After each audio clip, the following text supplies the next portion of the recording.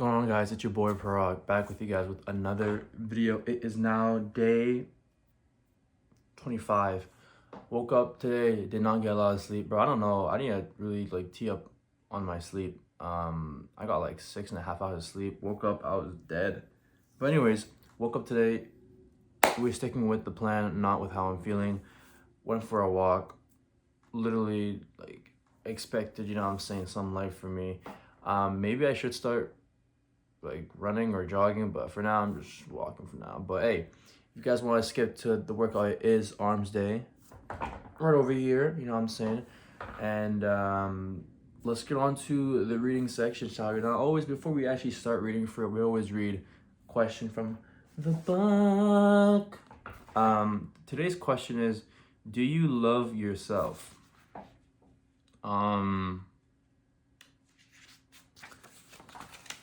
Do I love myself? I would say I do, but I definitely put myself through some shit, and I need to really focus on that. I'm not gonna lie. Yeah, I don't know. It's a tough question.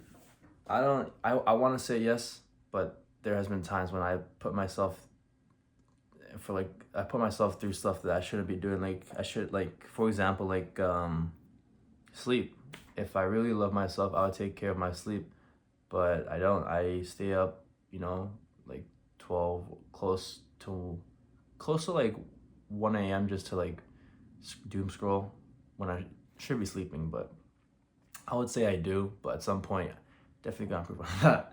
But hey, the book. So yesterday we were talking about negative relationships. Wait, hold on. Let me scroll back a bit. Yeah, we're talking about negative relationships and the whole dichotomy of how important it is, or not how important, but how socially structured things are when it comes to basing a man off something. Anyways, let's start reading. We're reading one chapter, but this chapter is really short, so I'm actually gonna read it all. Right? Yeah, okay. The first chapter, or I don't know what chapter this is, but courtship as a sociological structure. It has not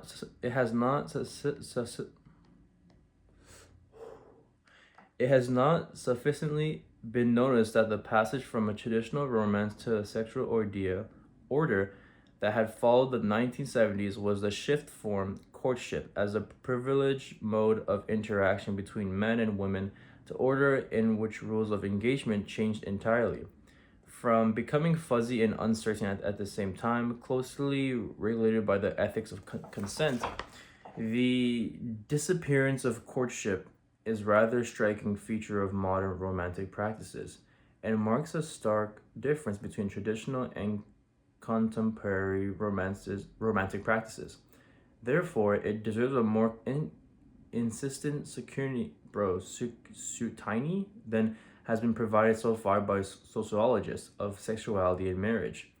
By examining traditional courtship, I want to draw a comparison between the two grammars of social bonds and desire, and thus will simplify a great deal the description of the actual pre-modern practice of courtship by drawing a too sharp contrast between the traditional and the contemporary.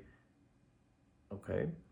Thus, my strategy has its limitations. It does not capture the range of behaviors that make the past similar to the present, and it fails to grasp the way in which the past still lives in the structures the present. Being aware of these limitations, I am nonetheless confident that it will adequately amount for the amount of nature of the shift undergone by courtship practices. That is, the changes in the rules and the modes of engagement of emotional subjects entering social interactions. Courtship practices in Christian Europe cannot be understood without reference in the regulation of sexuality. In fact, the regulation of sexual shaped the structure and content of courtship. So that was one mini chapter. I'm not gonna lie, I don't know what the hell courtship even is, but a pre-modern regulation of sexuality. To understand the specificity of sexuality in the Christian world, why are we talking about Christians? Bro, I don't get it, bro. This book is throwing haymakers left and right. Anyways, in the Christianity world, we may briefly contrast it to the ancient Greek world, in which sex was not construed in relationship terms or as a shared experience reflecting emotional intimacy, but has something penetration done to someone else. Sex reflected and performed relations of power and male status.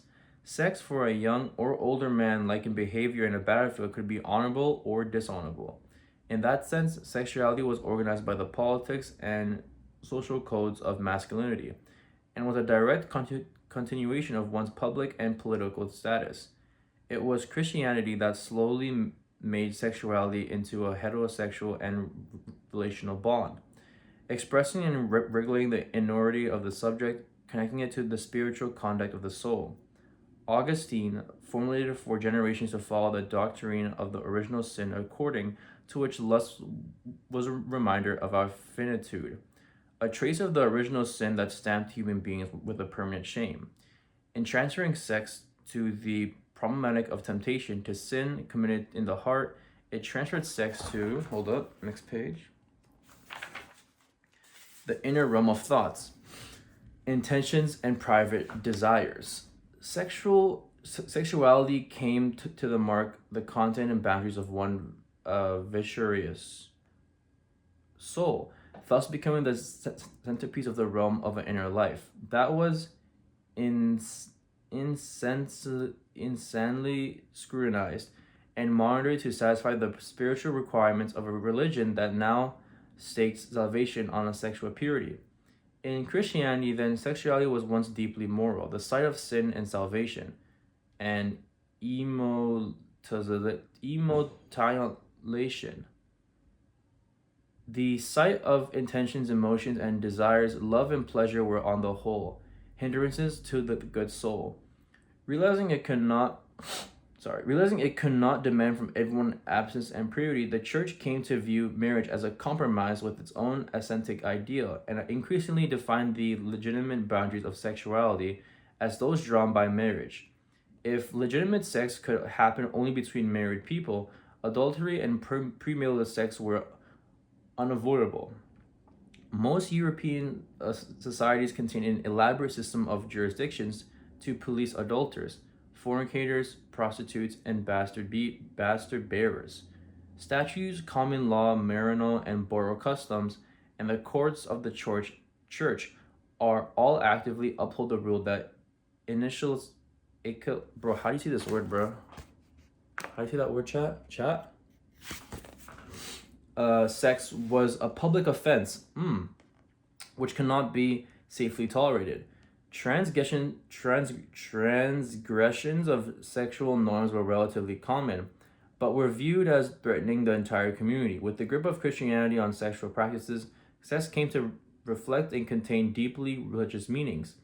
Such concepts as fornication contain beliefs about the nature of the human soul, and implicitly refer to such lofty topics as the origin of the world and the damnation of starvation of the soul, both of the individual and the community that allowed transgressive behavior.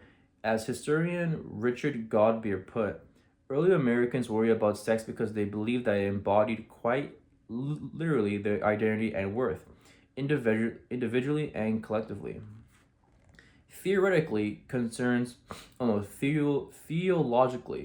played out the political struggles of Church of England, and sexuality was a terrain for it to affirm its authority. In early America, the political disorder of insubordination was fought through attempts to control sexual behavior. Sexuality was thus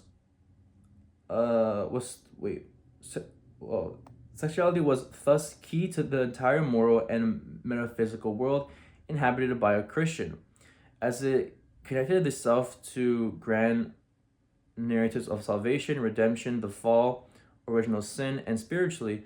Such a vision of sexuality was imbued and fundamentally constrained by theological beliefs, such as the sacraments of the matrimonial union. These grand narratives in turn translated themselves into key emotions as shame, guilt, and temptation and self-control. The state of affairs started changing the end of the 18th century with the rise of sexual permissions and circularism, which marked a decisive break with the past. The Enlightenment ideas, as in the other realms, brought important choices, although they did not fundamentally challenge the view that sexuality and body ought to be related. David Hume and Immanuel Kant, who were otherwise opposed to each other on their views about the foundation of morality, spoke strongly against a relaxation of sexual mores. Kant went as far as viewing sex as an antinomic with morality because sex provided pleasure, thereby tainting relationship with instrumentalism, whatever that word means. Sexual love makes the loved person an object of appetite. As soon as the appetite has been stilled, the person is cast aside as one casts aside a lemon which has been sucked dry. Ooh. For Kant, sexual love is nothing more than an appetite, and taken by itself, it is a degradation of human nature. The great novelty, however, was that for Kant, sex was an offense to another human being rather than to God, thus shifting sexuality from the theology to the realm of human morality. In the 19th century, libertine elites and utopian socialists advocated free love as well as early feminist critics of matrimony further questioned the stronghold of the church on sexuality. However, despite the fact that claims to sexual permissiveness were increasingly voiced, premarital sex remained regulated until well into the 20th century. In closely regulated normative order, sexuality tended to follow the clear moral and social grammar of courtship, which was a platform for young people to engage in romantic interactions. I find it really interesting, like Kant's perspective. I feel like that kind of in a way he's low-key spinning when it comes to sex, because sometimes it is just appetite. Sometimes the person that's doing it. Sorry, I'm tired. The person that's doing it, it's they kind of see that their partner as a lemon, and that's not always the case. I know, obviously, there's real love out there, but I can understand what he's saying. All right. Courtship is a formal social interaction organized around the sexual restrictions imposed by families and the clergy. In its French medieval version, it was the formal and ritualized behavior of a knight. It often mixed masculine rhetoric of value and courage and religious motives of devotion and fervor. With the foundation of courts in Europe, courtships came to the behavior of the courtier in court, and later took on the more general meaning of engaging in a ritual interaction with a woman with sexual and or romantic intent. Next page. Reflecting this process from reassistance onwards, but more especially in the 17th and 18th centuries, as the social systems of gallantry developed in French court, as defined by Nicolas Lamand. Gallantry is a socially binding style, both of the deceptive and seductive behavior, as well as the truly loving courtship. Gallantry could be a pure surface of sociality and aesthetics of heterosexual interactions, which had its own codes, rules, and etiquette. It occasionally circumvented the premium of virginity as an Athenized interaction. Gallantry was not necessarily geared to marriage, but rather reflected the complicated rules of etiquette of aristocrats and sometimes even morphed into libertinage. In Protestant countries where the bourgeoisie held greater sway over the definition of morality, the regulation of sexuality was more crucial to marriage and to the perception of the social worker. In Protestant countries, courtship was not gallantry and was more explicitly geared to marriage. Thus, in courtship, men and women displayed the moral and religious codes of sexuality intertwined with the class-based linguistic and behavioral modes of expression. In the 18th and 19th century in Europe and the United States, courtship reflected charges that Lawrence Stone was characterized as the rise of affective individualism among the middle class and aristocrats.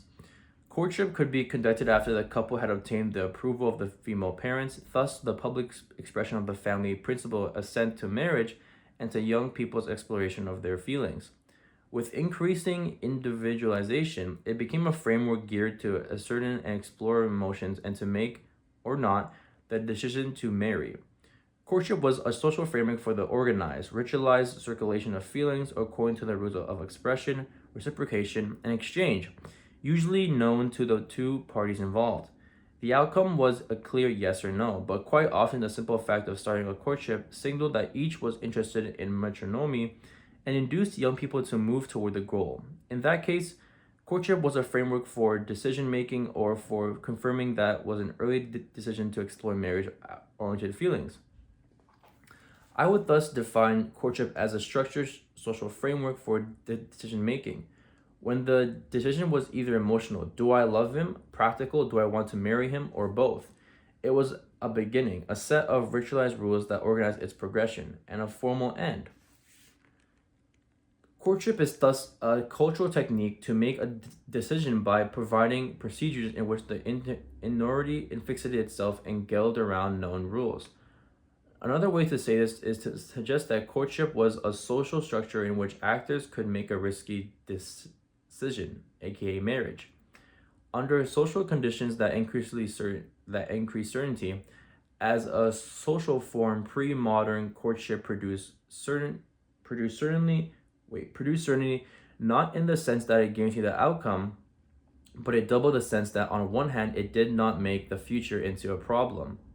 And in that, on the other hand, it relied on a clear set of rules that organize emotions and interactions into known cultural pathways. Emotional certainty, deciphering one own's and other feelings, and following a set of predictable sequences as a result, was made possible by the fact that courtship was technologically organized around the goal of marriage. Okay, so that was the last page. And a few things. So the first part I want to talk about is about the whole marriage. So they're saying that courtship was actually a social technique to help couples realize, in the future, like, okay, do you trying to lock in, you trying to get married, or not? So there's that. But I will go back to what Kant said about sex when he's saying how it's just like an appetite. It's just like, it's like you're doing it only for your own pleasure, X, Y, Z. Which I don't know if I can entirely agree with that. I mean, sometimes, like, it's not, like, depending on the person, you know what I'm saying? But if it's, like, a proper, true couple, I would, like, if they have sex, I'm not thinking they're doing it just because, I want to feel good, blah, blah, blah. But I think it's also in a sense of, like, I want to make them feel good, and I love them, so that's why we're doing it. So that's what my thoughts, it's not the best thought because, I'm not that critically thinking smart, but, hey, that's the reading section of today's Sunlight. Time for the workout for today. It is arm day, so gotta get the games up. Okay, for the workout we got some skull crushers. Not too shabby, making sure that we're going nice and slow. I think this is 25 pounds. Starting off with my left because we both know that my left arm is smaller than my right. But hey, so far not feeling so good. I mean, feeling good. I don't know why I said that. It's my inner thoughts. Honestly, then going over to the right, and I'm not gonna lie, guys, I was tired today, but you gotta stick with the plan. Next workout, we're doing some incline or seated dumbbell curls. Yes, I bought a new MacBook because when I go to Japan, I'm gonna be editing videos, and it's not new; it's actually refurbished. But anyways, doing some curls, not too shabby. Next, we're doing the right side, also not too shabby. Honestly, yeah, I just feel like, I don't know. I really need to just work out more. Like, my torso and waist are so fat that, like, I don't know. Like, my arms are just skinny. Damn, Prog, why are you saying like the camera like that? Anyways, we're doing some overhead triceps. You know what I'm saying? Something light for me. I think it's like 25 pounds, I think. Yeah. I don't know why, but like on the right, bro, I was struggling harder than my left. I don't even know. And then next workout, dumbbell seated hammer curls. Some light. Honestly, it's not too bad. I was feeling the contraction, and then we're doing it on the right side as well.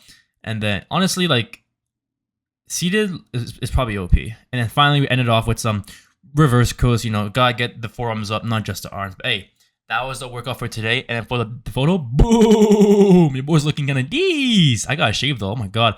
But yes, this was right after an arm pump, so this is not how I look 24/7, bro. I hate the way my waist is. It's like an hourglass, bro. I'm not trying to look like an hourglass, bro. This shit pissed me off. Anyways, that's a picture for today. And then for the dinner, or not dinner, the breakfast, a scoop of protein powder, milk, 1 scoop of oats, you know what I'm saying, coffee, 1 spoon of peanut butter, stir that up. I had a creatine earlier, and then, apple, banana, and kiwi. Onto the lunch. All right, for lunch, we got some chicken from yesterday. We got half a sourdough bread, and then we got some cabbage. Honestly, pretty good. Literally, the dinner is the exact same. However, we got some rice and some beans on the side, and same thing, cabbage and chicken. Overall, pretty good. I think I ate a little bit too much carbs today, so I'm gonna lower it tomorrow. And I'm also gonna try and I'm gonna change the breakfast I usually have. I'm gonna keep the fruits and everything, but I think I might make a protein shake and see how that goes instead. But hey, thank you guys for watching the video. It is day 25 complete. I'll see you guys tomorrow for day 26. Peace.